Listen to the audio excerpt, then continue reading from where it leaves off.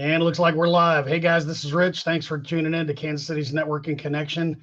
I'm here with James Junior Hansen, and then just real quick, we're going to get this out of the way first. Our official, non-official disclaimer. So, for the record, we are not, nor will ever be giving legal, investment, or health advice on this channel. Our opinions are our own, and if you need those services, you should seek competent advisors in those fields. This information is presented for entertainment purposes only.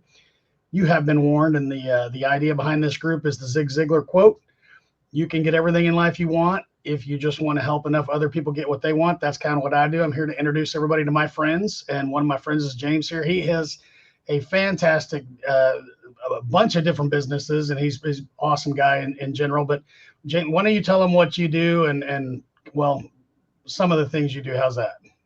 You can tell them all, I guess. First and foremost, I'm a father, man of God, and I've been a full-time firefighter since I was 19. I've been in that biz for a long time, just helping people on their worst days is kind of how I view it today. And real estate's kind of the same thing. You're helping people sometimes on their worst day, and sometimes it's their best day because they're getting out of something that they really can't steward well any longer. And that's how I look at real estate. You're just solving problems. My audio-visual rental business was my first, I call it my baby business, my tweaker. That's what I learned how to learn taxes, really communicating with people well, setting expectations with your customers, which is huge, making the sale, putting yourself out there, social media marketing, all that stuff. That's my baby. I think everybody should have a baby business before they try to go, especially into real estate, because you can really get burned. But you don't have to if you know the right people and you evaluate it, really well. Yeah. That's good advice right there, because I'm telling you, you start small and grow something and kind of get your feet wet. It's a whole lot easier. You don't fall near as hard if you actually have a mistake. So yeah, another thing I highly recommend to everybody is if they want to get into an industry but they want to do it themselves, go work for somebody else that's already doing it, and you get that fire hose right in the side of your ear of all the things that they literally have to do, or that's why they have several employees, because you're going to be doing all of it. Yeah, 100%. That's also good advice. And hey, you're getting paid for your learning curve, right? Versus I just watched a lot of YouTube and I have no practical application. Some people they, oh, Junior, man, you're good at this, you're good at that, and I say, and I immediately I'll tell them, after prompting them several times of simple basic things that they can't do, or because they're just afraid of doing it incorrectly. I'm like, man, just go work for. I just talked to my buddy a couple days ago. He wants to start a leg of a marijuana type company because it's kind of coming to Kansas City. I'm like, bro, stop. This conversation's over. Go work for somebody that's doing what you want to do, or at least somewhere close to what you want to do, and see if these are the industries or the people you want to work with. And it's the same way with real estate. Right. You get the networking and everything else. I mean, it's hard to just jump into something you're not in that industry already. When networking and everything else, it's tough. So, so how did all this start with you? I mean, because you talk about the real estate or whatever, but I mean, in general, you're a serial entrepreneur like myself, which I love. I mean, I think that you should have multiple businesses, multiple revenue streams. I think that's really what everybody should do. But how did it get started with you? That's my favorite story. So I remember laying on the couch with my youngest son, and my daughter was going into high school, freshman year. And my wife was like, yeah, what do you think about that college fund we never started? And it was like the figurative, literal slap in the face that I always thought I would do and I would start. But that's one of those things that I just kept pushing. Yeah, we'll start it. Yeah, we'll start it. Yeah, we'll start it. So my financial education was terrible. I don't have the story of, I went through 3 bankruptcies and then I figured it out. Luckily, we kept our noses above water and we were treading. And at that moment, I was like, I'm really kind of tired of surviving and I want to thrive. Like, I am flat sick of just surviving my way through this. We had the house and the car. We had a nice house, Johnson County. We had 2 cars. Nobody was beating down the doors. Never had a collection in my life. But I never had that college fund set up that we're supposed to have. So anyway, I had $43 in my pocket, and I started my first business. I ordered a speaker because I was working for Best Buy at the time, and I was flipping electronics on the side because Best Buy taught me how to read numbers and drive a business. Here, this is your goal for the week. This is your goal for the hour. This is our goal for the month. And I'm like, I didn't even know companies did this. I'm a fireman. I go to emergencies and I come back. I don't have sales quotas. And so they were putting me on notice on how to hit my metrics, and I was always hitting them and I was always crushing them. So that sparked my financial knowledge, and that sparked me being sick of surviving, because people were coming in and they're putting TVs on credit cards, and then the next guy would come in and just pay cash for it. And I'm like, well, what's the difference between these people? The difference is their financial knowledge. Yep. So anyway, I want to tighten up the story because I know we don't have all day, but I was flipping stuff. I would buy things, I would sell it for more, but I wouldn't buy it until I knew what I could sell it for, which is the same thing like a house. Oh yeah. So I was doing it with $20 items, $50 items, $100 items, and then I would slowly raise the price as I got comfortable. So I started, very small. Like I think even Gary Vaynerchuk would say, start garage sailing.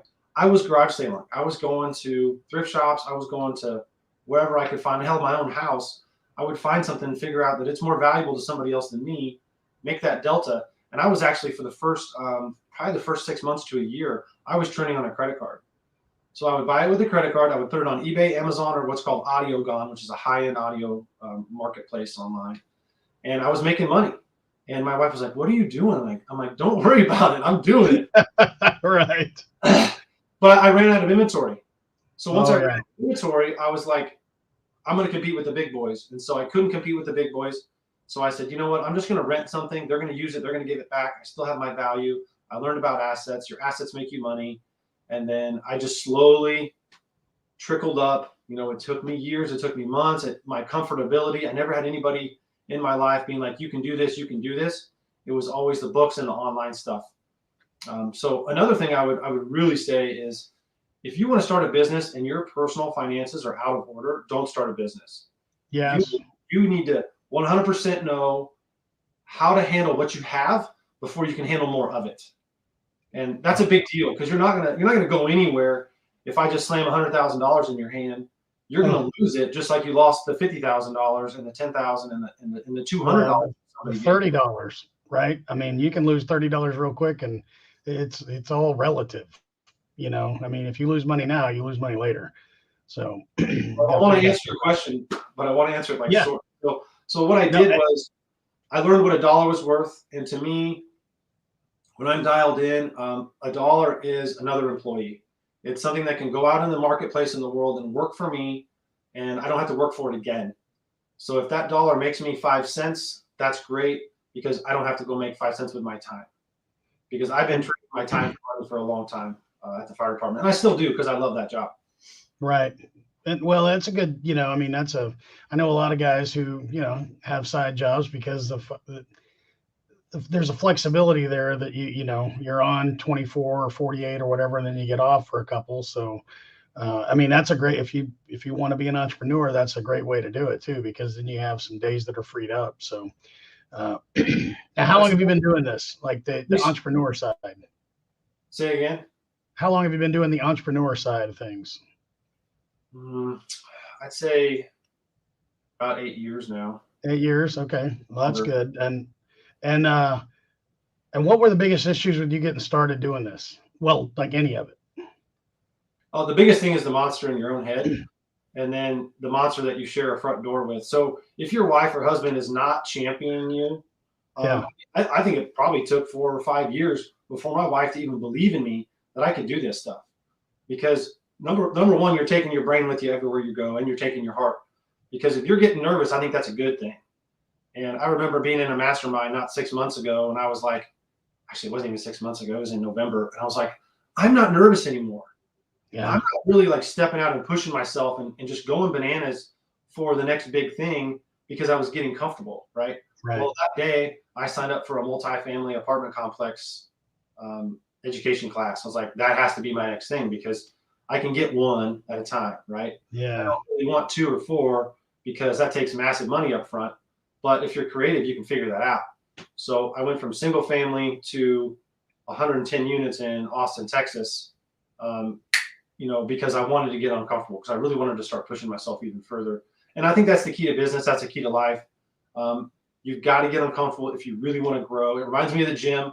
You go to the gym. If you're not uncomfortable, if it doesn't hurt, if you're not sweating, like, why will I do that 5 days a week, but I won't do it in my personal life, or with my wife or with my kids? Hey, let's get uncomfortable. Hey, let's get uncomfortable, honey.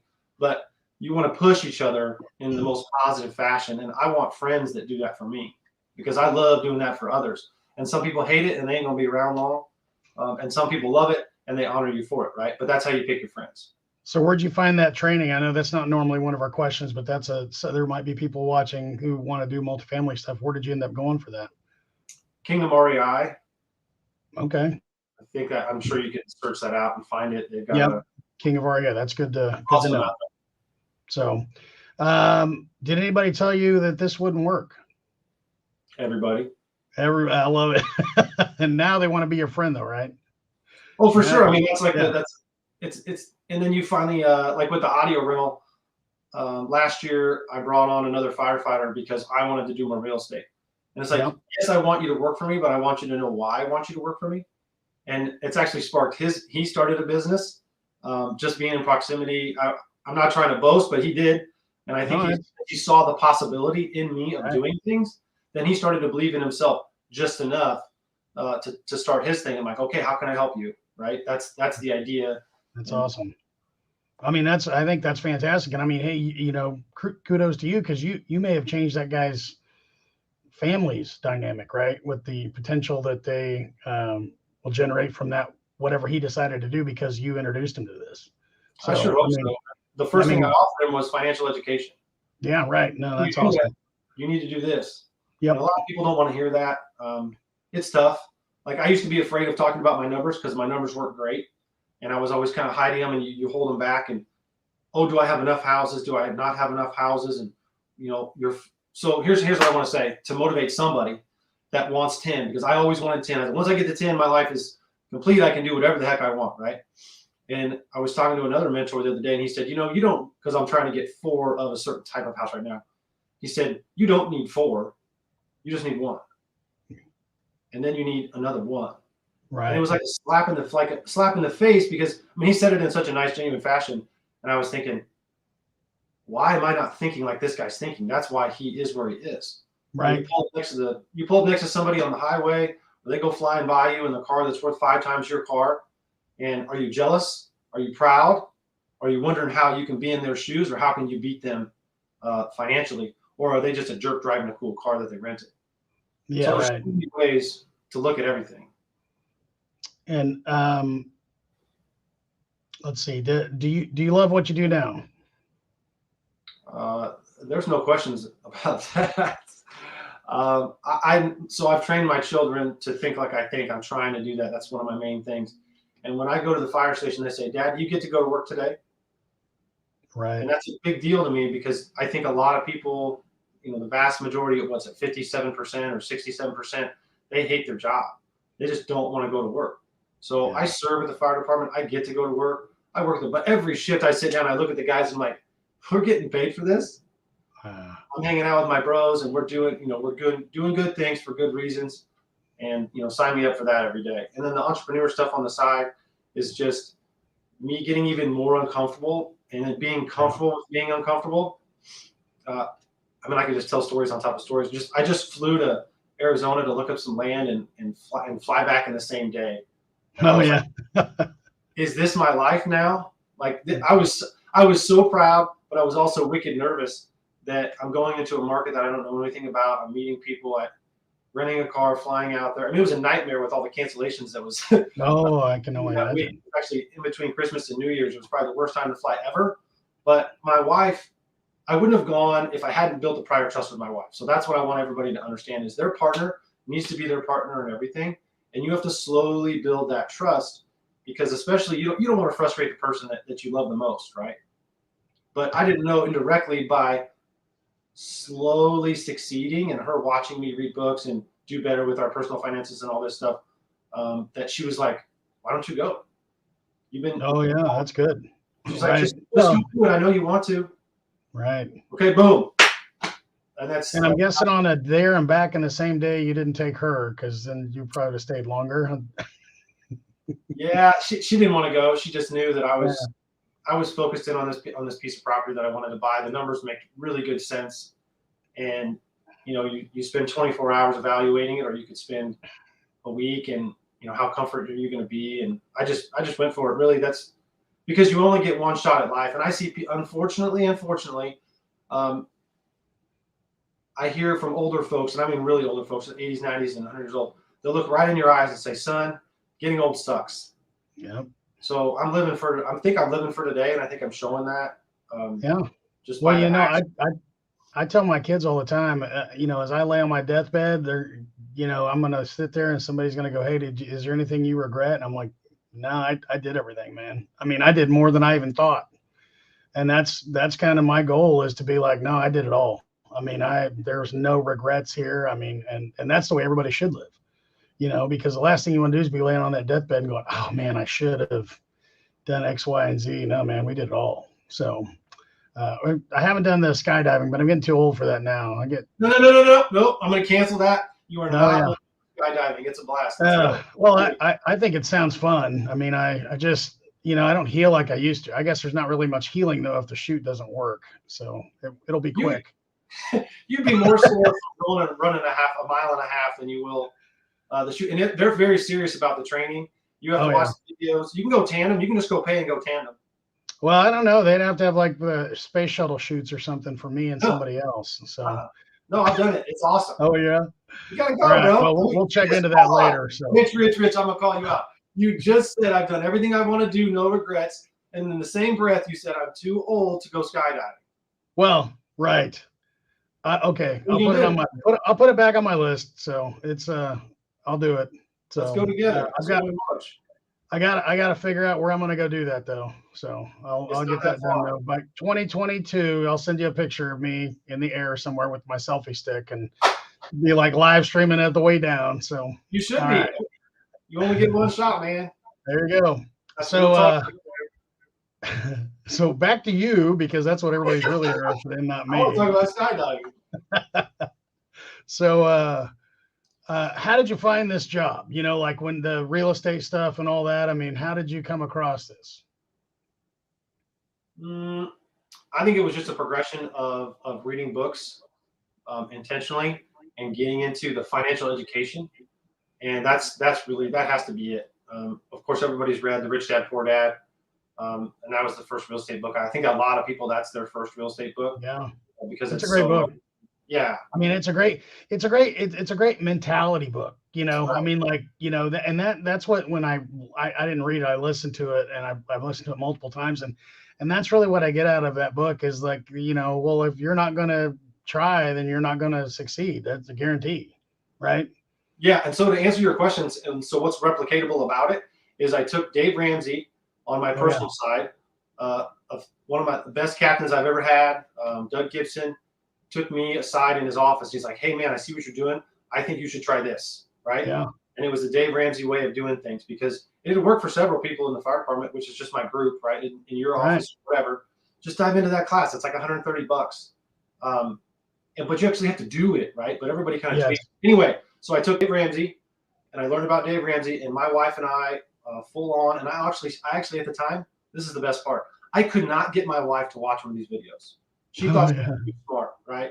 It's like, no, I don't need that. Well, okay, you got to present it in a way that your wife receives it. So there was a lot of like full-on arguments at the kitchen table because I had the information and she had the want to, because we would set up a budget and then we would fail. And we'd set up another budget and we would fail. But Ramsey just makes it make sense and puts it all together and all that stuff. So I took Dave Ramsey and I took Robert Kiyosaki in my business life. And I was like, we're going to do this, right? And do this and this. And then once this works, then you can implement this one. And I think that's a replicatable deal. And you just got to get freaking on fire for your family and for yourself, and to wanting to leave a real legacy. And I think Ramsey's books are fantastic, and Kiyosaki's books are like putting a turbo on it. Oh yeah. Well, and Kiyosaki has showed me, you know, like, especially with inflation and everything else, whatever I buy now, it's a done deal. I mean, with the low interest rates and everything else that's going on, I'm going to be able to make that payment in 5 years without a problem. I mean, because the inflation and everything else is going to be just skyrocketing. So you might as well get it now while it's cheap. So I think the second thing I would add on top of that is not being afraid to get mentors in areas where you need help, and you don't necessarily have to pay for them. And here's how you tweak that deal. You go to meetups, you ask friends of friends, you don't ask an overweight person for health advice, right? Right. And you don't ask broke people for financial advice. Well, So the smartest financial person you know, just start talking to them. They might be super excited to teach you what they know. They might not, but they might be able to tell you somebody else. If they don't have the heart of a teacher, that's one of Ramsey's lines. right, If they have the heart of a teacher. So, well, save your mentor stuff, because that's our questions that here down a couple. So we'll save that, because those are, I'm with you 100% on mentor. So now, if somebody was watching and wanted to follow the same career path, would you recommend doing it the same way, or is there a better way to get to where you're at? Well, there's always a better way, but it depends on what you're talking about, fire department or. Well, you can give us both. This is a real estate podcast, so. Yeah. I think you just got to learn by trying. Yeah. Instead of sitting back. I mean, I would say that's really it. And number one, don't ever discredit yourself, because I'm always talking to friends of mine and even new friends like you that you just got to get out of your own way. There's a reason that you were giving me excuses, 1 second after saying that you wanted to go skydiving, because you're afraid of it. And there's a real reason, because you could die, right? I mean, no, I'm not afraid. I just time, it's between the farm and work and everything else. It's I jump out of a plane tomorrow. I mean, that's not my thing. It's just scheduling it. I mean, I had I not torn up my knee, I'd have been an airborne guy. So, I mean, I was ready to do it with all my gear and everything. So just a bigger shoot probably. So, so I don't know. I think the point is just go for it. I've never regretted. The only thing is that, you just regret what you don't do or what you don't try. You never really regret the things that you did try. I've lost some real money in not specifically in real estate or in a property, but in marketing. Yeah. Because if you're trying to get out of wholesaling, that's a marketing company, and they don't tell you that, which is a great place to start. Because I've done a couple of wholesales, and I learned a ton through the process, and I go to the next thing and I learn a ton through the process. And I think it's because I'm such a jitterbug that I don't mind going from one thing to one thing. And there's a lot of ways that you could just do one thing and be really good at it. I think that has a lot of validity, but I think today I'm more of a transaction engineer.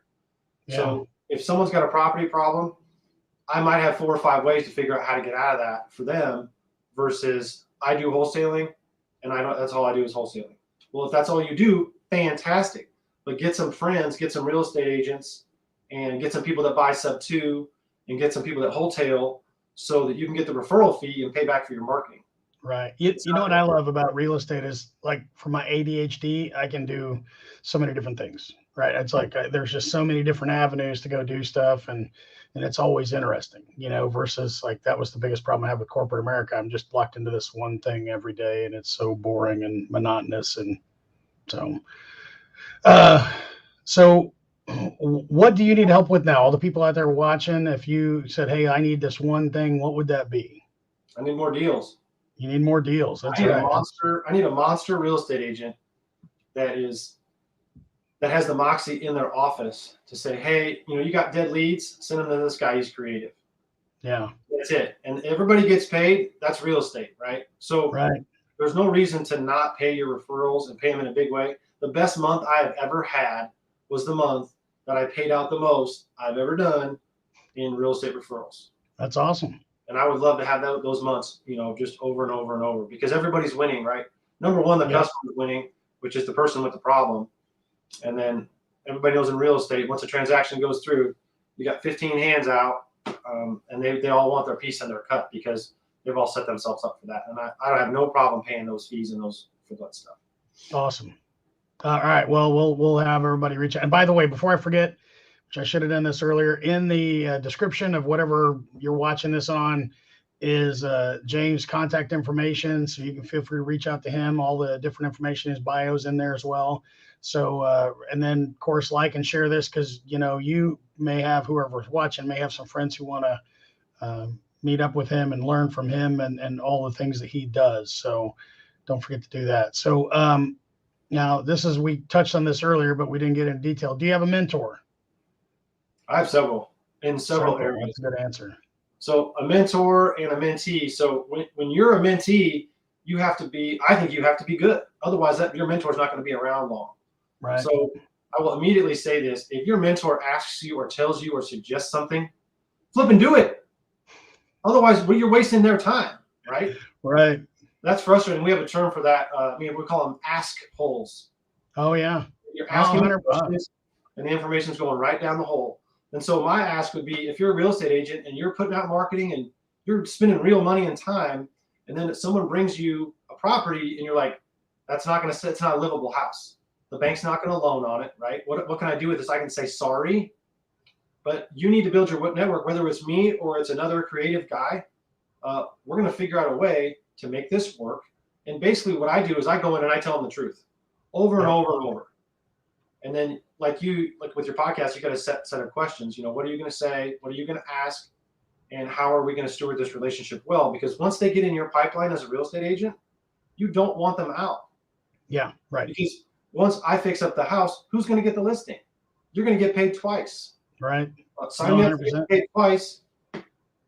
I know. And that's the one thing where if I come across stuff, if I don't take care of it myself, there's a list of people I send it out to because I want to be that guy. That's how we do that. So everybody wants to be the go-to. I'm the way at the fire department too. Yeah, right. Well, and it's so crazy lately that, even the worst houses lately can sell somehow. Everybody, and for over asking, it's like, what's going on? When is that going to stop? I don't know. But when it comes to FHA and other stuff, it's stopped. But man, there's some stuff I look at and I go, this is really, really rough. So, anyway, but how did you find your mentors? Seeing the fruit in their life. Yeah. And then pushing myself to start a conversation. And it's not really any harder than that. And you're going to find out really quickly whether they're just going to shirk you off and not really answer your questions, or whether they will take like a real meeting with you. And you just have to ask a couple of good questions. Like, it's just simple. How did you get where you are? What would you change? Blah, blah, blah. And then you get into the nitty gritty of trying to replicate what they've done. The number one thing you need to ask them is how you can help them. Yeah. Because if you're just a sponge, they might not want to squeeze the water out, on top of your head. I call myself an octopus. I've called myself a couple times an octopus when it comes to mentors, because if I get a hold of somebody and they honor me with their time and their knowledge, and they're willing to really truly help, and the stuff they say works, I got all 8 limbs. Oh man, I'm on top of them, and I won't let them go for as long as I can. And because I want them to return my call, I gotta provide fruit back to them, whether it's doing things for free or, offering them a contractor list or whatever, just back and forth. I think it's a two-way street. You can't just read the book on them. You gotta help them out. I got stories on that too. Yeah, no, that's awesome. And that's very true. I think people, they don't use mentors. And then 2, when I had a guy who, he wanted me to help him, and I gave him the, 3 things to do. He did 2 of them, and I never heard from him again. And it's like, why, if you can't do those 3 simple things, it's probably good you left on your own, because I don't have time. So, how can people get a hold of you? I would just check the bio, rental@jhansen.net is my email. They can call me, whatever, local. I like that stuff. Hopefully it's in the bio, and yep, should be in there. Got a couple different phone numbers with the businesses, and things are ripping, but you got to be on top of them. You can't just not. The number one thing I would say is people just answer your phones and push yourself. It's just so I would love to interview myself, 8 years ago, because of the growth I've had in my family. Yeah. That's really what matters. One more thing. Let me just say this. I want options. I really am not interested in the money. And those 2 things always go hand in hand. So the options I'm talking about is my wife's going to force me to go on vacation because she deserves it, right? She works just as hard as I do in her profession. And I want the option to pick where I can go instead of being limited to where I would go. So we used to go on vacation, but I was like, no, we're going to go to the cheapest place. I'm always looking at the price on the menu. And I don't really want to be at this amusement park because I can't afford to be here. Because It's all going on the credit card. And then I got to work for 2 or 3 months when I get back to pay for it. That's not a vacation. That's me being stressed out somewhere else. That's right. For real. It is. And you're 100%, man. I see people doing it all the time. I'm like, why are you doing this to yourself? You're already, stressed and everything else at work. Now you're increasing your stress level by default. By default. And and willingly doing it. I would say unwillingly, because my wife was always like, no, we're going on vacation. We're taking the kids. Oh, yeah. Have experiences, but I can't shut my wife off because then I'm going to wreck the relationship and then I'm frustrated. Oh, yeah. That doesn't work, right? So the options that getting your financial house in order provides is you can give. Yeah. When you see that opportunity, you can give in a big way rather than, feeling guilty and giving. You can give with purpose, or if your friend's doing something that's worthwhile, you can honor them with finances so they can do those things where that wasn't an option previously, right? Well, that's the options I'm talking about. And here's something to think about too for those people who are watching, and this is not financial or tax advice or anything, but if you have a company, let's say, that's investing in real estate and doing fun stuff, and I've always wanted an Airbnb outside of Disneyland or Disney World. It wouldn't be a bad idea to go there and evaluate the Airbnbs in those markets to see if that's something you want to buy into and see what the competition's like. And how would you do that? You'd have to go evaluate an Airbnb or for a week maybe and evaluate the whole market and see what it's like. So you just turn that vacation into a write-off. Yep. But you didn't hear that from me. So anyway, so any final thoughts today on before we let everybody else go? Let's go skydiving. Let's go. All right. I'll put it on the calendar. I'll go and find a school over here by the airport and see when they're jumping, and I'll go jump out of plane. I'll live stream all the way down. So whether the chute opens or not. So, all right. That's good stuff. I would just say, go for it. You're your worst enemy and your worst critic, but you can also be your best cheerleader at the same time. And you just got to look in the mirror and know that it's capable. One thing I tell myself, not too consistently, but when I get stuck, this is what I'll say. I'm driving down the road now and somebody owns all of it, specifically with real estate. You go downtown Kansas City, whatever market you're in, and it's like there's a guy or a gal that signed on a dotted line to get this project started. And they are absolutely no different than me. They just think a little bit differently. They got 2 arms and 2 legs and 1 brain, and they put a team together or a project together, and it wasn't overnight. And you just got to simply believe that you can do it just like they did. And the proof is all over town, right? The proof's in the neighborhood you live in or the apartment complex you live in, that somebody had the vision, either singly or collectively, to make these big things happen. And you could be on that team. And if you don't want to start it yourself, go work for them. Yeah. And what they didn't do is they didn't sit around and think about it forever and never get it done. Yeah. I mean, that's the big thing. They just said, hey, look, we're going to make this happen and work towards that goal. So anyway, that's good advice. And I thank you for making time with us today. And if you guys need anything, don't hesitate to reach out to James. He'll get you squared away. So thanks a lot, guys. Have a great day. Don't forget to reach out to Rich also. He's a good dude. Don't. You're going to ruin my rep, man.